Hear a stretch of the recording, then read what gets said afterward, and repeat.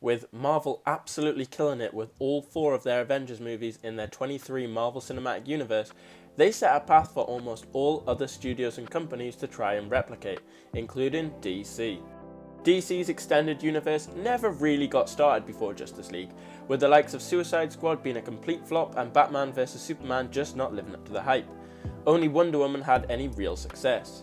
With this bad of a start, Justice League had to be something special if it was going to burst the series into life. So, what went wrong? The first shot of the movie starts with Superman on camera. It was at this point I and many viewers were taken out of the film due to Superman's lip.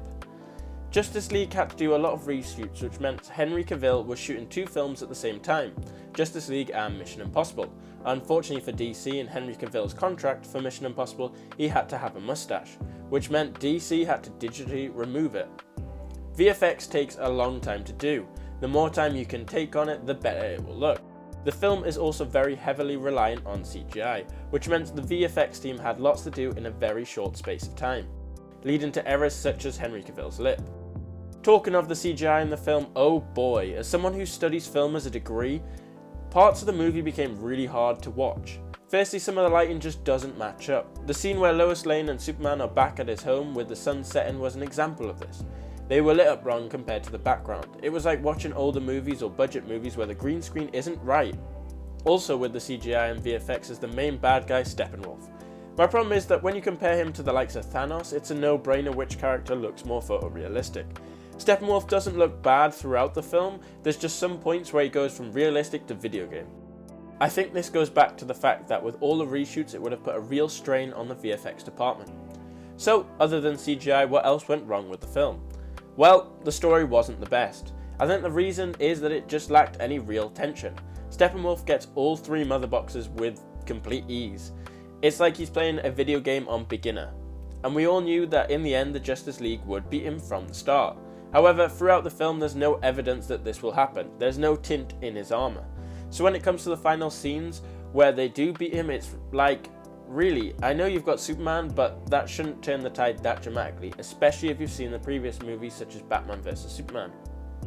On top of all that, it's a story that is so overdone. A CGI overlord comes with an army which the heroes managed to defeat in the end. There was no real originality. Very much like Avengers Assemble, except Justice League is made 5 years later. However, I think the main reason is the villain choice throughout the DC Extended Universe that have really cost them. DC is known by the general public for 3 main superheroes in Batman, Superman and Wonder Woman, and is known for one main villain, the Joker. DC, since the turn of the millennium, have made some awful films, I mean truly awful, but have also made some truly outstanding films. A lot of the outstanding films are as much down to the villain as the hero. The Dark Knight and Joker are great examples of this. Yes, I know Joker is just inspired from the DC characters, not officially DC, but we're going to use it anyway. It's no coincidence that they are both successful and use the Joker.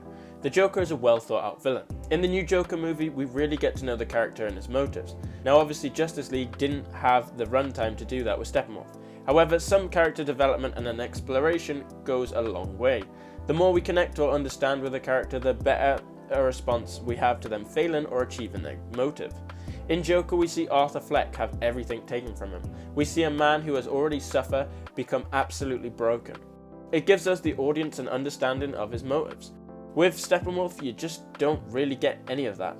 I know he wants to take over the world and that he feels he deserves it, but that's about it. It's very hollow and very one-dimensional. Steppenwolf is in the movie for about quarter of the runtime at around 30 minutes. However, of those 30 minutes, over 90% of that is fight scenes, in which no character development is really given.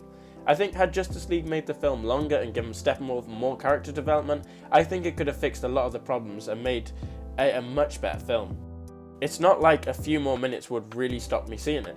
Justice League was only 2 hours, but most major franchise films can rack over 2.5 hours these days. Endgame is 3 hours for goodness sake. Star Wars The Rise of Skywalker was 2 hours 22 minutes, and even Harry Potter and the Deathly Hallows Part 2, which was released way back, is longer at 2 hours 10. An extra few minutes of character development could have made such a difference. However, these are just my opinions. What do you guys think?